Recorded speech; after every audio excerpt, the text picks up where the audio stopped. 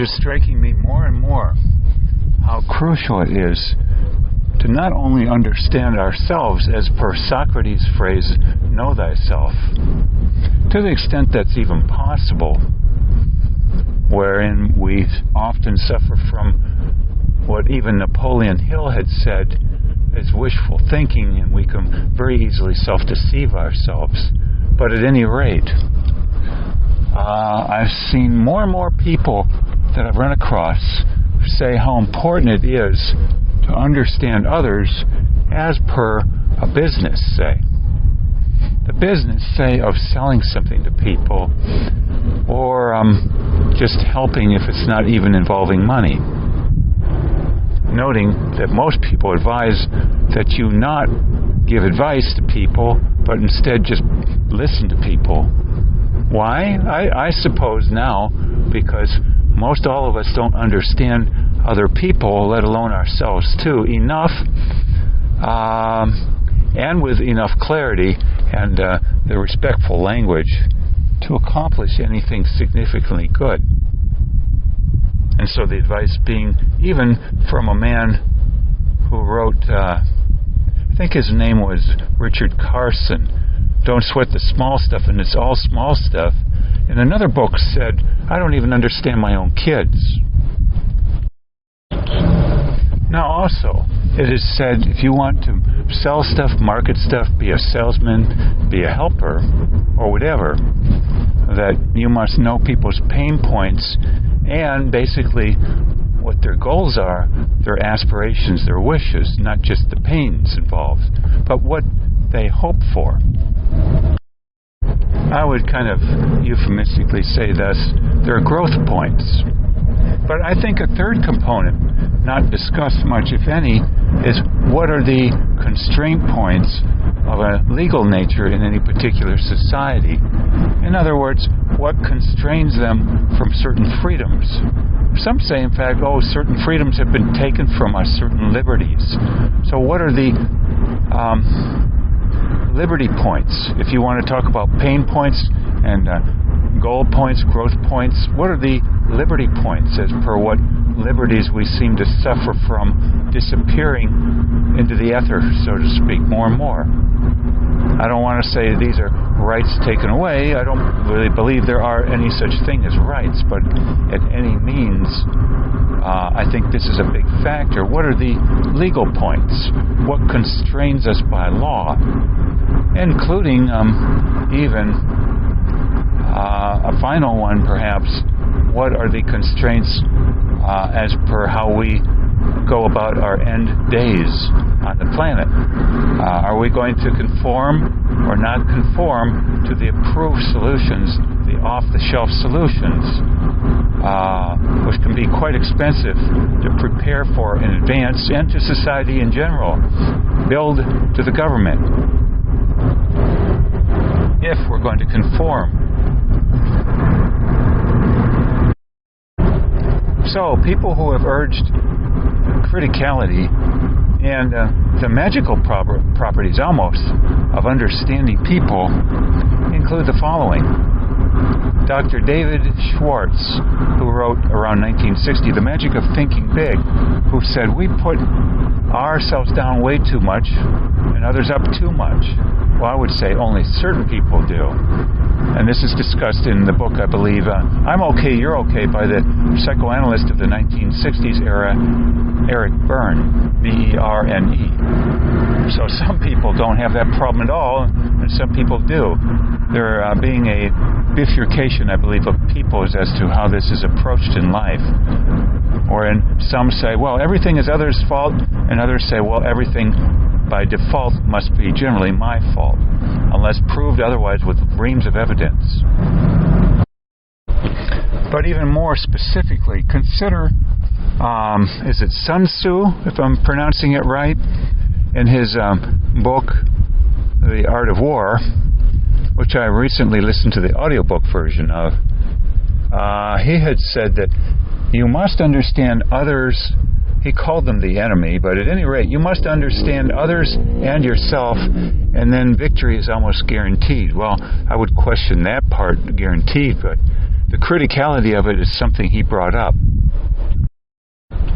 I like too from the Thornbirds,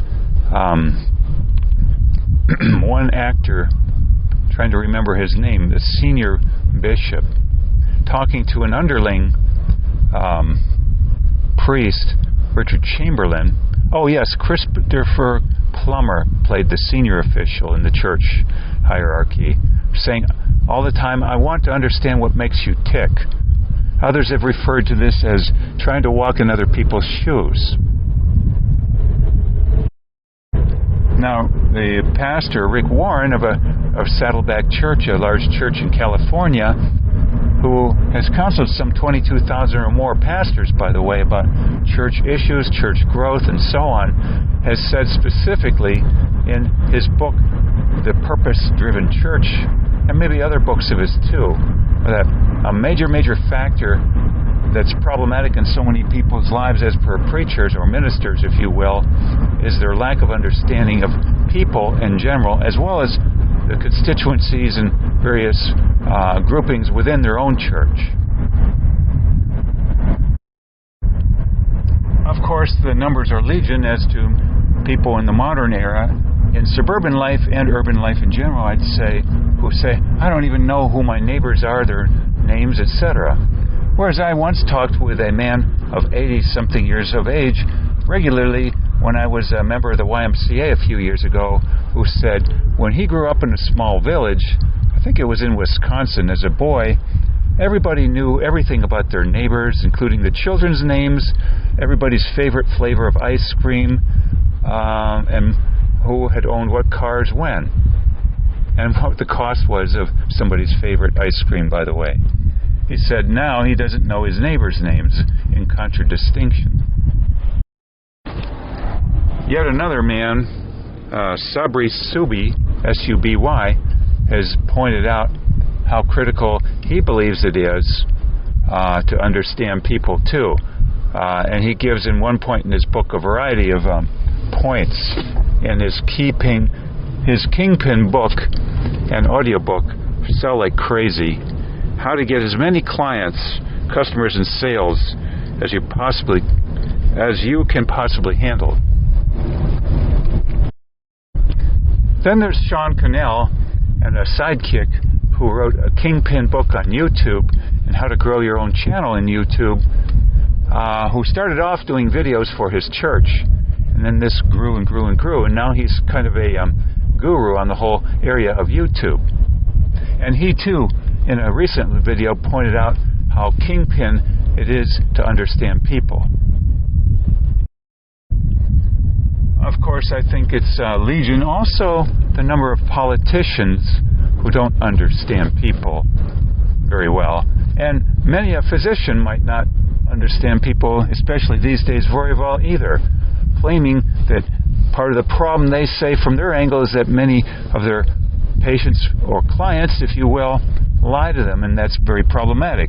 But I suppose the same will be said on the flip end by many a patient, that many a doctor lies to them in turn about a variety of things. And so it goes round and round and round. But in the political circles, I think the phrase being that so-and-so politicians stuck their foot in their mouth once again. And, basically with their words and non-understanding in general of certain elements of society. Hence, just yesterday, looking at a headline in the Wall Street Journal talking about how politics is getting more and more fractionated, if you will. I'm trying to remember the exact word used. Now, Eric Barron, or rather Eric Fromm, who wrote, amongst other books, The Art of Loving, also wrote a book, The Heart of Man. But this, too, from his own perspective, and interestingly, it only said the heart of man, not the heart of woman, or the various hearts of various groupings of humanity. He wanted to lump, thus, all people as having the same heart, regardless of how they were raised, as per especially, I would say, the degree of love they received. Another person going down this route, I think, was Earl Nightingale, who said everybody basically is honest, with few exceptions. And even in Christian scriptures, it being described that we're all sinners falling short of the glory of God. And very sparsely is it said that Noah, Esau, and a few other notables were great leaders in the church, and yet, of course, still sinners. So you have basically big sinners and little sinners. I might add, we have throughout history various demagogues who had a large part to play, or some part to play, in the loss of lives of millions. And so what is the heart of man? Noting, by the way, additionally, John Gray, a psychologist, I believe, once wrote, men are from Mars, women are from Venus. I say, maybe some might say, a third grouping, very rare, are angels who are masquerading as humans, as per a phrase, for that matter, from the movie, trying to remember the name just off the top of my head, Fried Green Tomatoes. Now, on YouTube also, there are plenty of movies, or rather videos, on knowing people's pain points, but I think it can go way beyond pain points. And one videographer even said they prefer to focus on helping people grow, not avoid things out of fear. And one book I was looking at recently, it might have been Subi's book, was pointing out how some people like to scare people to sell product. Hence, the phrase, I would say, obviously heard by many, if it bleeds, it reads. And that, ironically, or a little sadly too, has been used in some circles to sell product. In fact, I know 2 top salesmen through the years, as per their videos and such on the air, who have said there's the common accusation that salespersons are selling people things they don't want, don't need, and can't afford. And to the degree that is true, a top salesman who might know this, and the degree to which this is played out, are utilizing this aspect of human nature. I would say the aspect of nature to panic, to catastrophize, and to have certain words themselves which slant catastrophizing to commonplace phenomenon like death and pain in general. So those are my thoughts then on how many people, in fact, have urged us to know others, not just know yourself. And I suppose both are prime components to living life maximally in general. Subi, in fact, in his book Sell Like Crazy, even has a very fascinating point or two around page 100, I think, saying that many people could use your product or ideas in general, but they need to be educated that they have a need that they don't have clarity on. Something to that effect anyway. And he says thus many people miss a huge market out there because they're only looking for people who are ready to buy rather than those who need to be educated as to what would be a better way of life for them. That's kind of my phrasing at the end. So my thoughts then on this whole matter of knowing others, knowing yourself, and the benefits of both, but with a focus on knowing others and the variety of types of people, groupings, if you will. I like, finally, this one man, Brendan Kane, who wrote, amongst other things, 1 Million Followers. And he talked in a synopsis of the book on YouTube of how you should fail and fail fast. And I'd say, why? So that you understand people the quickest route possible. Because every failure tells you something about yourself, but also other people, and educates yourself through what you might call the school of Knox, but the school of relationships, the school of getting feedback. And I don't thus find it useful to call these mistake makings, but experiments with a bunch of results that follow. And it behooves us then to record these in some fashion, written down or otherwise, and review them, analyze them, refine, collate, and basically just increase level of understanding of people, basically other than ourselves in this frame of reference.